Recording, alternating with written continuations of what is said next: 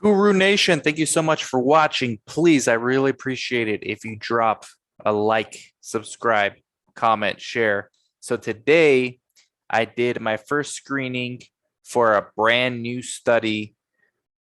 Roll the clip.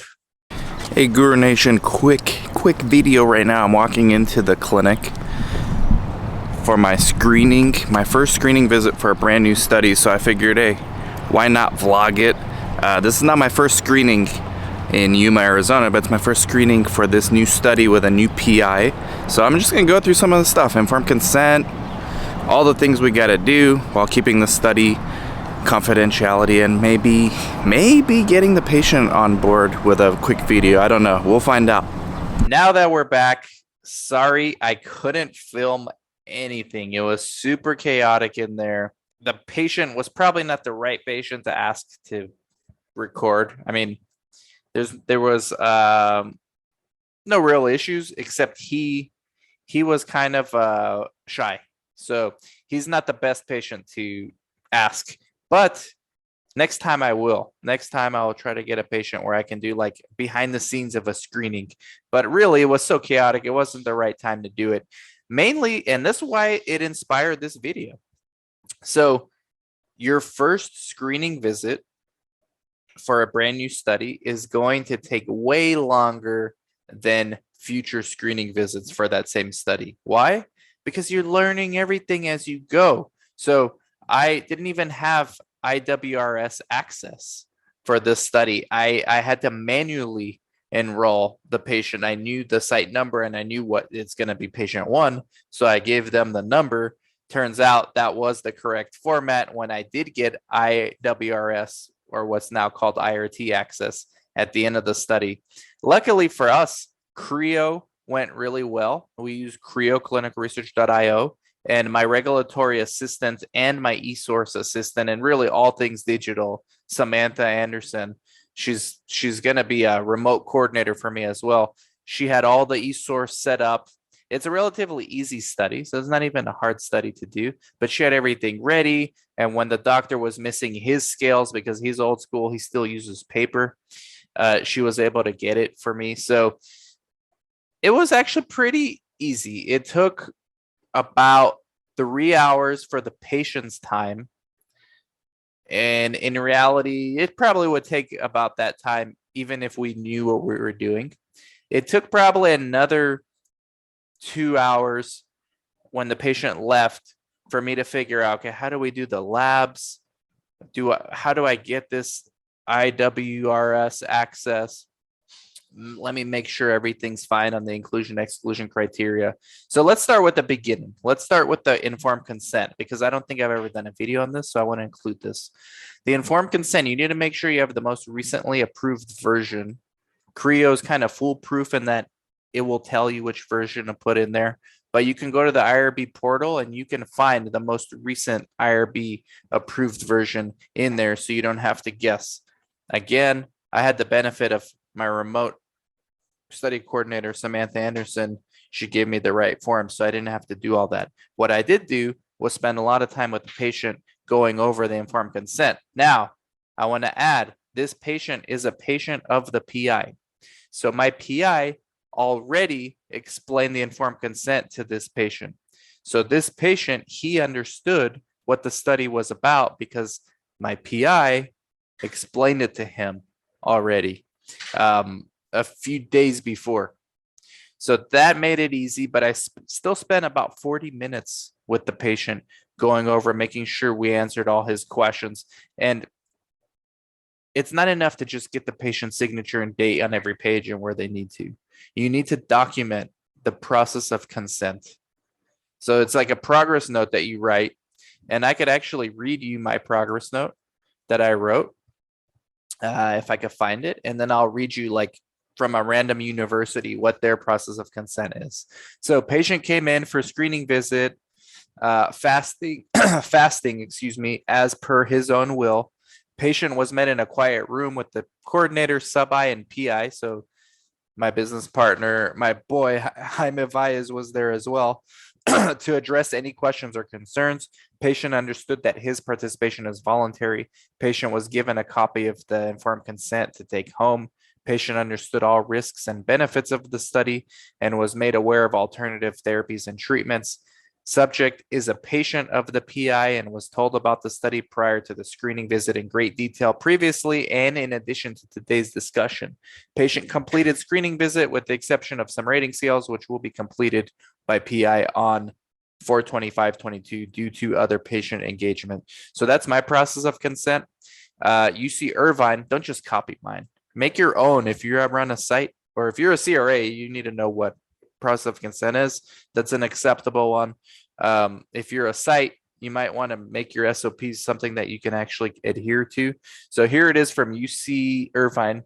The entire informed consent process involves giving a subject adequate information concerning the study, providing adequate opportunity for the subject to consider all options, responding to the subject's questions, ensuring the subject has comprehended the information, obtaining the subject's voluntary agreement. So that's what UC Irvine says. Mine basically, as long as your informed consent process shows this and documents that this has occurred. To be honest, I was in a rush. I could have added more specifics, like patient asked a question, because he did ask a few questions. So I could go back in there and write another note. Patient did ask a question about this, but all in all, it was a decent process of consent. I mean, there's some sites that don't even do this. So, this is important to get out of the way in this video. The next thing we did was demographics. So you ask date of birth, gender at birth, ethnicity. Then you do, for this study, you do a health-related behavioral assessment. So we focus on alcohol, smoking, and drugs, if any. Then we get into the actual medical condition. How long of the history has it been? Then we get into the other medical history that's not the medical condition of the study. Which ones did they have? Prior con meds. Jaime Valles really did a good job of this one. Adverse events, there were none yet. Vital signs, Jaime really did a good job doing that and going through the inclusion exclusion criteria. Then we did the height, weight, BMI. Then Jaime, my sub-I, and the PI did a complete physical exam. Patient had, let me see, it's finished. Complete physical exam. Then my PI did not do the rating scales that he has to do for this particular indication. He's going to do them Monday because the patient had to go and my PI had surgery, so the patient couldn't wait for him to finish. We drew the blood, we did the labs. That took me the longest time, but we didn't make the patient suffer. We drew the labs, we let him go, and then we figured it out. Pregnancy test, in this case, it didn't apply because it's a male. And that's it. And so the labs took me a while to figure out. The lab manual was not very helpful for the study. The labs are not complicated at all, but there was some nuances because I haven't used this particular vendor in a while, so the boxes were not what I was accustomed to. And you centrifuge the blood, but you don't, for this study, you don't actually transfer the serum to another plastic tube, which was what I was used to. So I spent a lot of time with my very helpful CRA actually on the phone trying to figure it out. We got it figured out. I went to FedEx, dropped it off, wrote my last progress note, reminded my PI about the patient's visit with him Monday for his assessments, reminded him to write a progress note when he's done with his assessments. And then we're going to wait for the lab results to come back. And then we're going to try to randomize this patient. So that's a screening visit in a nutshell. Try to be as prepared as possible. I know some sites, they do like a mock screening visit. They don't actually register anybody, but they'll go through like the process without actually drawing the blood and looking for the tubes, but they'll go through, like, they'll pretend that one of the coordinators like a real patient. I do recommend that. It's good practice. I did not do that. Right. I don't know what my excuse is. I didn't have time to do that. But if you're brand new, like I'm going to definitely, when I hire, and I really need to hire someone ASAP on the ground, labor shortage, that's a whole nother problem. I'm going to actually have them do it with me.